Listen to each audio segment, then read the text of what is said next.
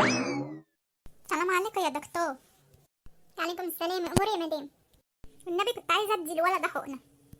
ياما والنبي بلاش حقنه ياما. يا ولد عشان تخف على طول يا واد. يا رب ايدك تتشل يا دكتور لو اديتهاني.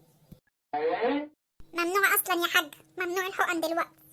هو ايه اللي ممنوع يا اخويا؟ وانا بقول لك اركني، بقول لك ادي الولد الحقنه. يا مدام بقول لك ممنوع، ما بقاش في حقن في الصيدليات. يا اخويا مش عارف، قول مش عارف.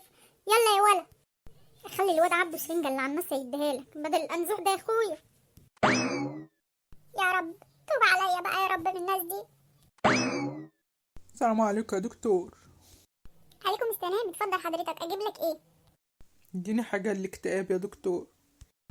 اكتئاب؟ لازم روجيتا حضرتك، لازم روجيتا. معايا قسيمة الجواز تنفع؟ لا قسيمة ايه حضرتك؟ لازم روجيتا اثبات يعني. اثبات؟ معايا صورة مراتي.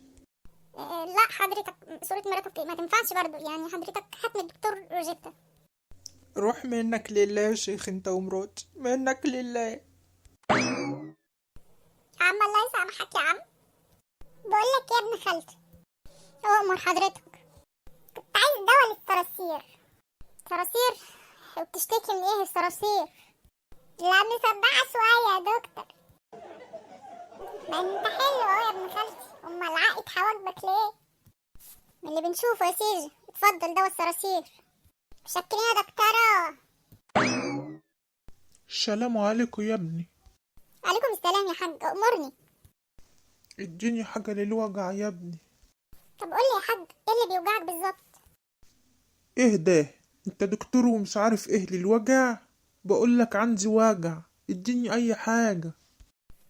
يا حاج ما انت لازم تقولي ايه اللي بيوجعك بالظبط عشان اديك حاجة مناسبة ليه. لما انت مش فاهم حاجة عامل لي دكتور وواقف لي في صيدلية ليه؟ عيال اخر زمن. اخسي.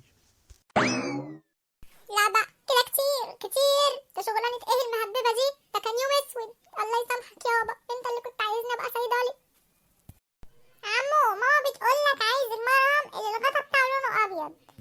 امشي يلا امشي يلا، مش عايز اشوف وشك هنا تاني. امشي يا ماما. يا انا يا انتو بقى، يا انا يا انتو في الصيدلية دي.